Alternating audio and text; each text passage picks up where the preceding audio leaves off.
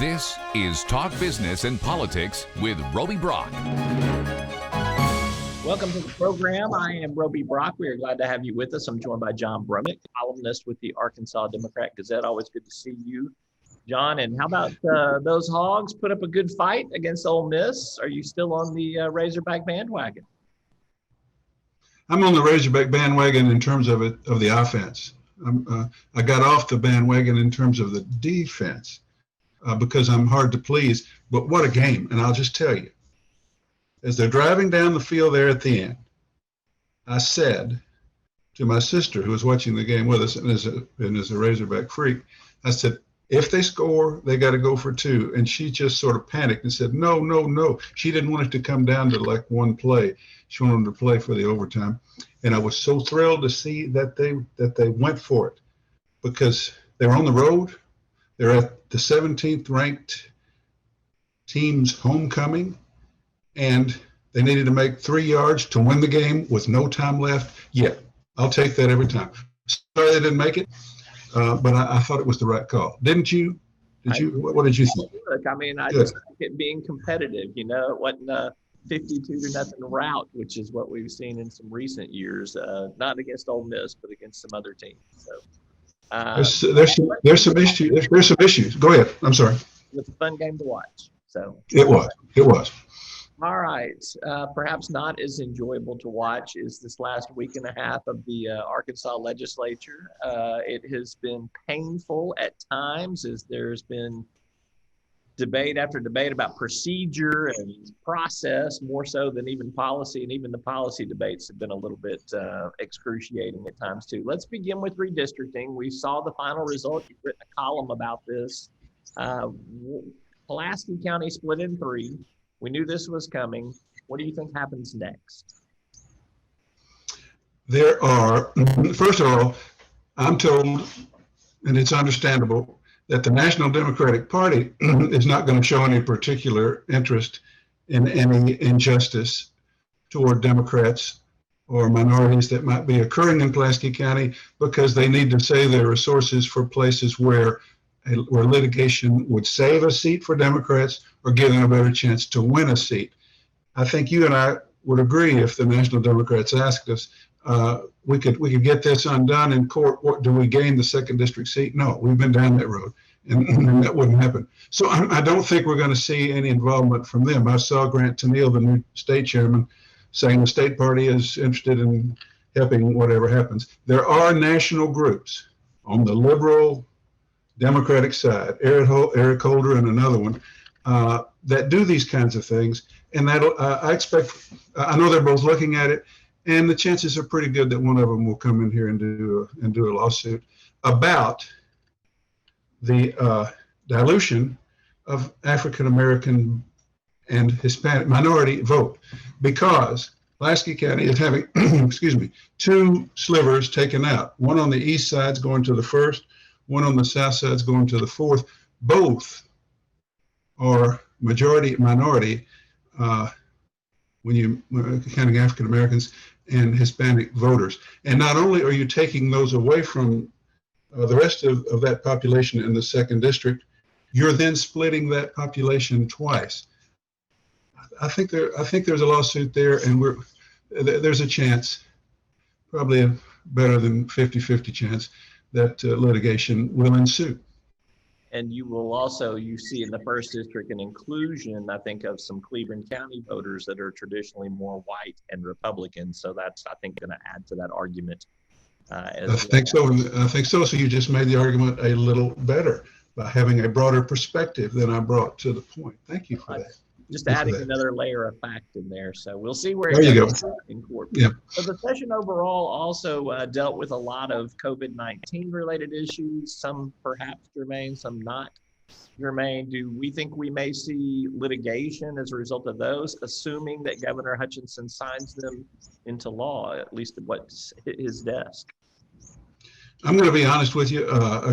Having become numb to the whole thing, I'm not sure how many bills passed. I think whatever passed that sort of interposed the state to try to nullify or limit the application of federal vaccine regulations I don't think it even got the emergency clause, so there's a 90-day period, and I think a lot of that then will have to do with how the landscape looks in 90 days regarding the virus and whether everything is settled in or whether it hasn't. So it was. I think it's probably going to wind up more right-wing extremist grandstanding than relevance. I think, but we will, and I certainly hope that's the case. And I was encouraged. I think there was an important moment when Ballinger's bill gets out of the Senate, goes to the House on the last day, and the usually meek, uninvolved, detached speaker who doesn't vote and just tries to facilitate and keep everything moving happily, Matthew Shepard, came down and said, this is a bad bill. This is a destructive bill in terms of health, in terms of public policy, in terms of effect on business, and we got to be able to say no. Been waiting on somebody to do that, and he did it, and the House declined sort of narrowly, like 41 to 48, to pass the bill. I'm always looking for a bright moment. That was a bright moment. All right. Governor Asa Hutchinson still wants to do tax reform. He is looking at potentially bringing the legislature back into a special session. Do we think it'll stay specifically focused on tax reform? If so, what will that be? And if it goes further than that, what else might he add to a special session call? Well, everybody be sure to read my Tuesday column on that, and I'll give you a little preview. The question I had was, why in the world would Asa Hutchinson turn around and bring these guys back, these people back on October 25th, which is a tentative date he's set? And I don't ask it rhetorically. I direct it to the governor, and I get an answer from him. And he said he's worried about this, and he uses the word craziness for what could ensue. But he says he believes that we can afford some tax relief, that the people need it, and we need to get it done for calendar 22, and the window is closing, and the leadership is with him. So what? I mean, the leadership's with him. He doesn't have yet consensus more broadly, but that he thinks he can get there, and he wants to do it. But even he acknowledges he's worried about people. He seemed to be worried about efforts to suspend the rules to bring up other bills, and thus derailing the whole theme of the session.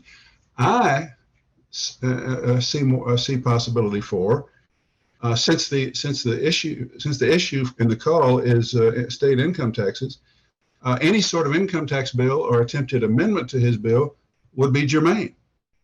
And we've got people who want to do all Leslie Rutledge, Sarah Sanders type stuff, and Trent Garner, who put in a bill in the regular session to take it to zero.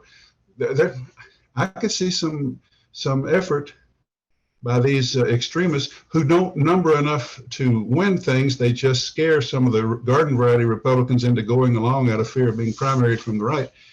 That's what worries me more. So I think there's very little chance that we can have a special session that's clean and uneventful without controversy about that and possibly other issues. By the way, the last I heard, this tax bill is not just will not be just a tax cut from 5.9 to 5.4 at the top level of income. They're doing some tax reform throughout the entire tax tables that will cut taxes at lower income levels. It will require only a majority vote because it's only a cut. And there is even an idea percolating today to take it from 5.9 to 5.4 with a trigger to take it 4.9 if a revenue stream is strong enough to support that, some sort of mathematical trigger. So that's all fluid, but I think we're all going to get a chance October 25th to bring the legislature back to town, come what may. Yeah, and they could wait until, I'm just throwing out some